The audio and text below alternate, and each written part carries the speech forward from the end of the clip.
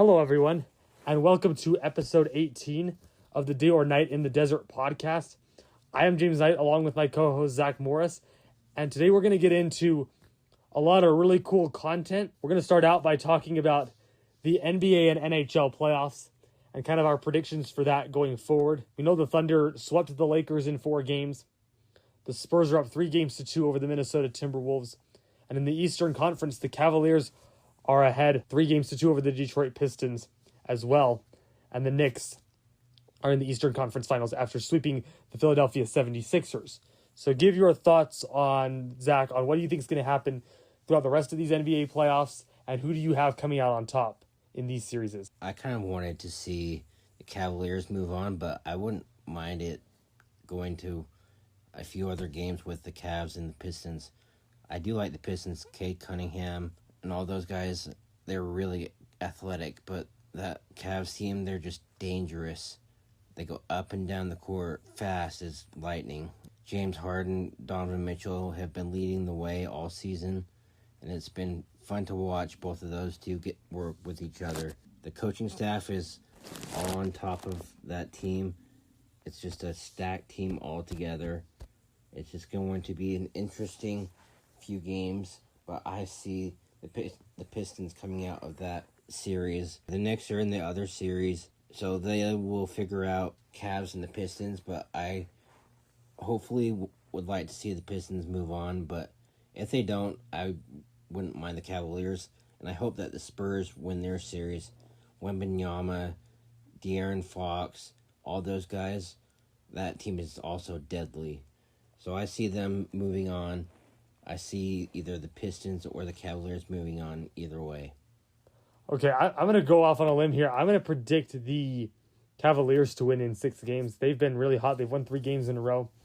They're heading back to the Madison Square Garden, but I think the Cavaliers, they've just been so hot. James Harden had a 30-piece in Game 5, so I really like the Cavs, and I'd like to see Donovan Mitchell challenge for an Eastern Conference title and challenge for an NBA Finals appearance. Zach and I both, I think, hope that the Spurs will come out of the Western Conference, but the Oklahoma City Thunder are going to be a tough test. I do think they'll finish off this series in the next game back in Minnesota, but I think that they'll ultimately fall a little bit short to the Thunder, which is the Thunder's experience and depth on that team. So I have Thunder and Cavaliers in the NBA Finals. I think the Cavaliers-Knicks series is going to go 7 games, but I see Donovan and James Harden again coming through. James Harden obviously desperate to win a title or challenge for an NBA Finals late in his career.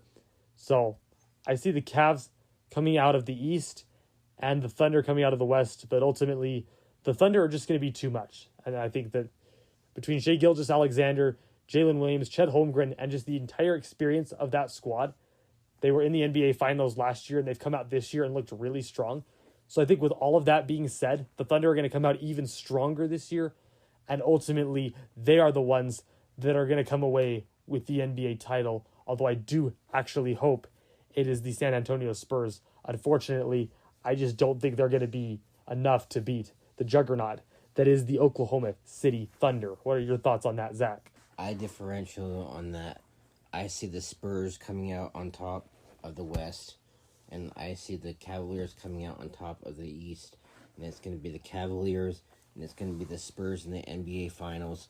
And Wembanyama is going to win his first ever NBA championship, and he's going to be the NBA MVP of the NBA Finals. Yeah, that's a great take, and certainly I hope that's what happens, but the Thunder have obviously been really, really good the last couple of years, so it'll be interesting to definitely see how it all plays out. But we got to talk about the NHL playoffs for a second, because the Colorado Avalanche closed out their series against the Minnesota Wild in 5 games.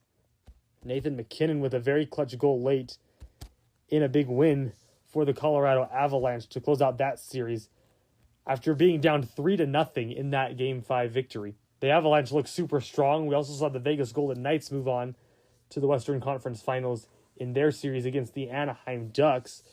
They looked really, really strong in that series.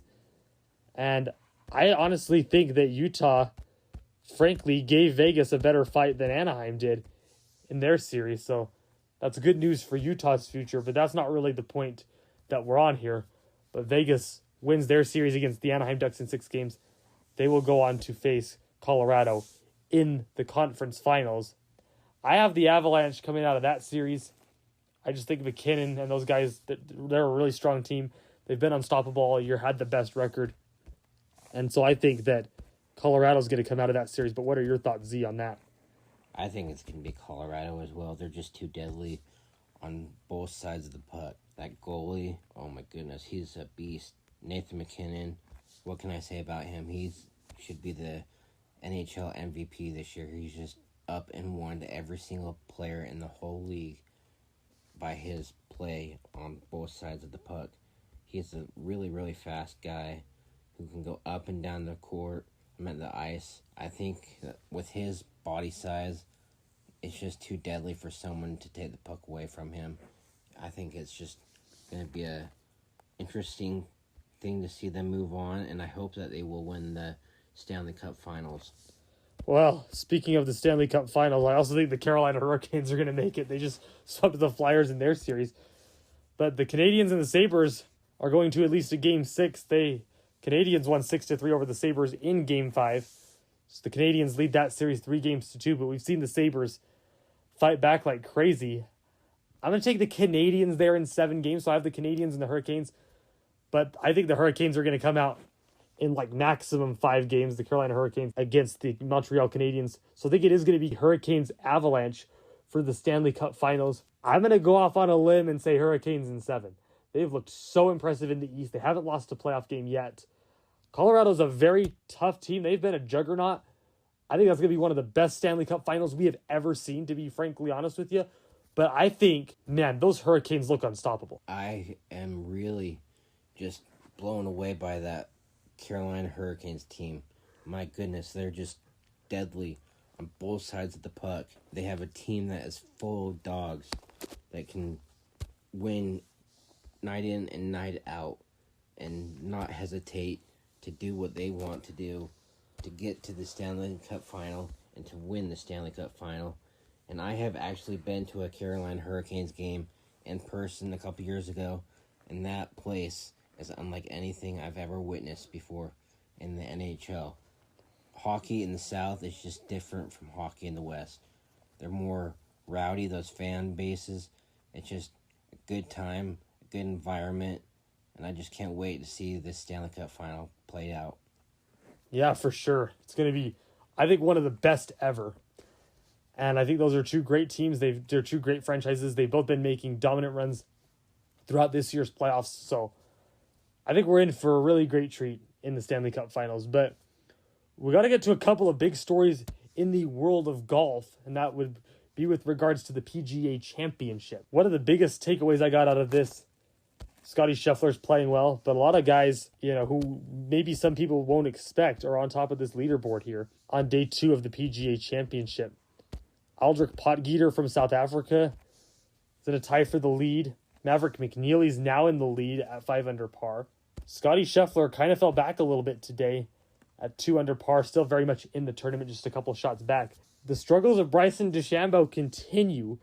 He missed the cut this week after an abysmal performance. And so give your thoughts on Bryson DeChambeau. Ends up +9 at a tied 125th place. So the Bryson DeChambeau struggles continue. I was kind of shocked to see that. I thought he would have come out this week a lot more physical, a lot more dialed in to how he strikes the ball up and down the fairway and on the greens. But this course was just too much for him to handle. And I hope that he can regroup from this and move on to whatever he goes to next, as in golf-wise. But it was just really interesting to see how bad that he just played over the last 2 days. The weather has also forced him to overturn what he thought was going to be a good week into kind of a bad week. I also have a thought. I think Justin Thomas is going to come out on top. He's tied for 8th along with Scotty Scheffler and Cam Young, who has been lights out the last couple of weeks. But my take is it's going to be Justin Thomas and then Cam Young and then Scotty Scheffler. Ultimately, it's going to be Justin Thomas who takes it home. Yeah, I think it's going to be a very interesting couple of days. And I'm going to kind of make a surprise pick here. I know he kind of struggled toward the end of today, but I like what Jason Day's doing this week. I know he fell back a couple of shots toward the end of today, but Jason Day, he's come on strong. He had a great performance at Augusta. Unfortunately, he wasn't unable to win, but he's had some great performances the last couple of years, and his game is really trending upwards. So I got Jason Day actually winning it. I think Scotty Scheffler's still going to be tough to beat, but I am excited with a lot of these new guys on top of this leaderboard. Maverick McNeely, no majors. Alex Smalley in second with no majors. Minwoo Lee is tied for third. Hideki Matsuyama, Chris Gotterup, Harris English. A lot of these guys who really haven't done much in the major championships, right there with a chance to win. And I think it's going to be a very interesting couple days, but I got Jason Day having a good Saturday and ultimately moving his way up the leaderboard. And then I think it'll be a very close finish, maybe even a playoff. But I think I'm going to pick Jason Day to win it, go off on a limb. It's obviously hard to say who's going to win it, but I like Jason Day this week. I also liked watching the Block Party yesterday, the Michael Block show. He came out in round one just lights out, ready to go, got the party started, did his thing up and down the fairways. His putting was unbelievable, but today the course was just a little too much for him, and he did not make the cut, unfortunately. But I also want to see Brooks Koepka and Jordan Spieth somehow pick their game up through the weekend, as well as Rory McIlroy. But it's just going to be a really interesting weekend at the PGA Championship, and I just can't wait to watch it. I absolutely agree, and I think it's going to be a very fun weekend. We're going to have a lot of mixes of big names and little lesser-known players out there that have a chance to potentially make history. So I think there's going to be a lot of history this weekend at Aronimink and the PGA Championship. The course is playing very difficult. The leader's only 5 under par. We've seen a lot of struggles with pin locations. Scotty Scheffler was saying they're the hardest pins that he's ever faced on the PGA Tour, even harder than U.S. Open pins. But there's one more story that I wanted to ask you about, Z, before we move on to another subject, and that was the story of Garrett Higgo getting a 2-shot penalty because he arrived late on the first tee on Thursday. It was just 1 minute late. And I have some thoughts on this, but I want to know what your thoughts were on that situation with regards to Garrett Higgo getting a 2-shot penalty immediately in the tournament. Honestly, it was kind of embarrassing for the PGA Tour to see one of their own players show up late to his tee time. It's unacceptable, and it's a bad look on the tour, and it's a bad look for him and his image. But today, I will say the PGA Tour had a clock for him just to make him get his tee time on time, unlike yesterday. Yesterday was kind of a crap show. But all in all, it's just kind of not a good look for both him and the PGA Tour. But mostly him, because it was his fault for showing up late to his tee time. And I do think that he deserved the 2-stroke penalty. You can't show up late to a tee time in a major championship like that. That's just a big no-no. Well, Garrett Higgo, he might have made the cut had he not missed that tee time, because he is at +5 for the tournament and tied 84th place. Whereas if he hadn't gotten the 2-stroke penalty, he would be tied 60th and likely would have made the cut at +3. So it's certainly an unfortunate situation, but I mean, this is a major championship, and I agree with Zach on this. I think it's an embarrassing look for him. I obviously hope, I know he's young, I know he's going to learn from this, but I do think it's not a good look at all. I do think that in a major championship, you need to take extra measures to make sure that you're on time to the first tee, and I don't really think what he said in his press conference helped his case much either. He kind of said, I'm a little cavalier about when I arrive on the tee. Oh, I thought I was on time, but I was a minute late. I didn't feel the need to show up 10 minutes late. I'm like, if I'm playing in a major championship with a purse of $19 million, I'm going to show up 10 minutes late or 10 minutes early or 15 minutes early to make sure that I'm on that tee time ready to rock and roll so that situation does not happen. I'll make sure I've done all my prep, all my range work before that, because it's too big of a deal to miss a tee time in a major championship. So I think that is an important lesson to learn from that. But we got to get into some other subjects today. Right before that, can I add one more thing? I really have enjoyed watching the Fitzpatrick brothers the last couple of weeks. And this week, both the Fitzpatrick brothers made the cut and are moving on to the weekend. It's just really cool to see someone who hasn't really gotten their feet wet on the PGA Tour, who has played a couple of tournaments because he won a tournament and got his PGA Tour card a couple of weeks ago. And I have just enjoyed watching Alex do his thing, and it's especially special for Matt to have his little brother right there next to him on the tee box when they get to play together. And it's just cool to have an actual brothers playing on the tour. And I am just really excited to see how Alex Fitzpatrick does throughout his career. But he has a long and healthy life ahead of him, and his game is just lights out, and I just am really excited to see what happens with him this weekend and going forward. Yeah, that's a great point, and congrats to Alex Fitzpatrick on getting his PGA Tour card, and he's had some good performances, and looking forward to seeing what he does in the future. But we got to get into the NBA draft, because this is a big topic, especially in the Utah sports landscape. The Jazz getting the number 2 pick. We talked a lot about BYU forward AJ DeBonsa in the past with regards to March Madness. He is the projected number 1 pick in the draft, with Darren Peterson as the projected number 2. Caleb Wilson from North Carolina is also a guy who's in that conversation. Cam Boozer for the number 2 pick. And I know the fan base really wants AJ DeBonsa to play here, but I don't think with what they would have to trade to get him, it sounds like they'd have to trade Keontae George, Ace Bailey, and the number 2 pick to get the number 1 pick to get AJ DeBonsa. I think this draft is really stacked. I think Darren Peterson and Caleb Wilson are both phenomenal players, and I don't think it's worth giving up 2 of your core pieces, especially your young core pieces, to get AJ DeBonsa, or just to get AJ DeBonsa. But I think that we need to keep the number 2 pick. We are fortunate to have that high of a draft pick, and we certainly can get some amazing talent there and be happy as Jazz fans while keeping our young core together. So what's your thoughts on that, Zach? I really do think that we are going to get Darren Peterson out of Kansas. This guy is just a player who we have not seen in a really, really long time. Wherever he goes, he's going to have an amazing NBA career, but I really do see him coming to Utah with a 2nd pick. But unfortunately for AJ DeBonsa, I think that times have turned and he is going to be able to go to Washington with the 1st pick. And it's harsh for me to kind of say that because I do like him.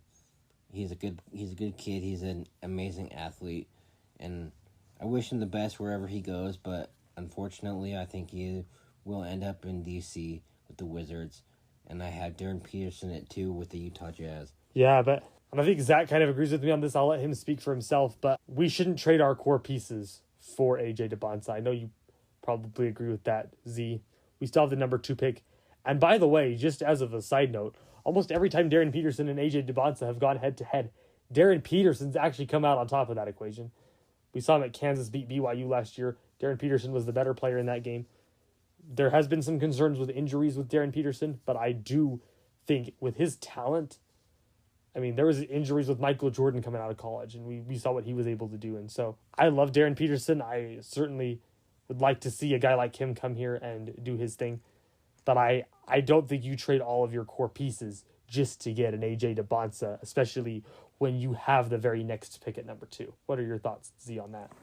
I totally agree with everything that you had just said. To be honest, we have not seen a player like Darren Peterson in a very, very long time, other than Wembanyama and all these other guys who have gone on to start their careers and end up to being a professional superstar. But I just don't think you trade your core for an AJ DeBonsa. I think you stick with the number 2 pick and go with Darren Peterson and continue with your young core and add him to it. I think Utah could be a scary team in the playoffs. I absolutely agree. And I think if we stick to that game plan and stick with the number 2 pick, I think Utah with Walker Kessler, Lauri Markkanen, Darren Peterson, Keontae George, and other guys, that's going to be a really scary team. And I think they're going to get into the playoffs next year if we're able to do that. And I think we could be a really dangerous team going forward. So certainly excited about the future of the Jazz, just as I am excited about the future of the Mammoth and just Utah sports in general. But we got to get to one other topic before we sign off here. Let me just say this for LeBron James. He has had an outstanding career. 41 years old, still playing like he's 20 years old, going up and down the court like it's nothing, making those huge reverse alley-oop dunks, just shooting three-pointers left and right, getting any bucket he can. And I just think that with his age, after being swept in the NBA playoffs, I think that this was the final time that we were going to see him on an NBA court as an NBA player. But you never know. He could go back to Cleveland next year and finish it out. But at 42, I just think that there is not really a spot for him in the NBA, even though that's really hard for me to say, because LeBron James has been my favorite player ever since I was a kid, and James is as well. But I just think that we have seen him in his final game after being swept by the OKC Thunder, and I'm really thankful for everything that LeBron has done for the NBA and for the game of basketball. He has been an advocate for a lot of different things, including his school that he has made up in Akron, all the fans that he has made throughout his whole career, his family who has been behind him since day one, and it's fun to see that his son Bronny has got to play with his dad for 1 or 2 years, and I just really am thankful for you, LeBron, if you are listening. But I just think that at 41, his time in the NBA has come to an end. You know, I actually disagree with that. I think we're going to see one more year of LeBron James, but I'll also kind of pay a tribute to him as well. LeBron, coming out of this season, he averaged 21.6 rebounds and 7 assists, putting up very good numbers on 51% shooting. Even though they got swept, he was still putting up over 20 points per game against the Oklahoma City Thunder. We know how big of a juggernaut they are. But LeBron did come out of the first round against the Houston Rockets, which I think a lot of people weren't expecting him to, and he did it without Luka Doncic and Austin Reeves for much of that series. So I do think LeBron's got more left in the tank. There's certainly still a place for him in the league, whether it's in LA or Cleveland. But I think after next year, LeBron will be done no matter what. But I think LeBron will come back for one last season, maybe to even play with his son Bryce. We'll see if he gets drafted. I kind of doubt he will, but we'll see what happens. We know LeBron can pull strings. But, yeah, I think LeBron's going to play for one more year. If he doesn't, though, I will just kind of echo what Zach had to say in thanking LeBron for everything he's done for the league, for being, in my opinion, one of the all-time greatest players in NBA history. He's a 4-time champion, 2 with the Miami Heat, 1 with the Cleveland Cavaliers, and 1 with the Los Angeles Lakers. He's had the longest career of anybody. He has the all-time scoring record. He's up there all-time in assists as well. So, big congratulations to my personal favorite player during my childhood and to a man who I believe will go down as one of, if not the greatest players ever. So, congratulations, LeBron James, whatever you're doing. I wish you well in all your future endeavors, whether you come back and play basketball or whether you move on to other areas of your life with your family or coaching or commentary or whatever it is. I know you'll do great things, and yeah, just big kudos to LeBron, and yeah, thanks for everything he's done for the game of basketball. We got the Winter Classic coming up New Year's Day. What do you think about that coming here to Salt Lake City, and what do you think about that being in part for the state? Do you think it's going to be a good thing, or do you think it's going to be a bad thing? Okay, here's my thoughts on it. I think it's going to be a good thing for the state. Hockey's obviously become a big deal here. And I think we'll have to see how each team goes. I'm not going to get into my projections for the game because we don't know how the rosters are going to change yet. What does it mean for the state in general and for the game of hockey? I think it's not going to be at the level that the Olympics and the All-Star game were, but I do think it's another kind of step forward, particularly with the state in terms of hockey, to have something like the Utah Winter Classic coming here. The Mammoth are becoming a very integral franchise in the NHL, and to get something like the Winter Classic here, it's just going to keep promoting hockey in this state and keep making this a bigger sports state. So I think it's just another positive step forward. I don't think it's necessarily a gargantuan leap, considering we've had the All-Star game here, considering we're going to have the Olympics here in 8 years. But I think it's just another one of those puzzle pieces that is going to make Utah a good sports environment. So that's my thoughts. I think it's going to be a great thing for the state of Utah and for the revenue of people bringing in money, buying tickets. It's just going to be an exciting event, and I'm sure Rice Eccles Stadium is going to be rocking in that capacity. That stadium for hockey, it's just going to be nothing like we've ever seen before, and it's going to be an exciting event, but that's a little ways down the road. So we have some other sporting events going on before that, and but other than that, I think it's a good thing for the state. Yeah, for sure.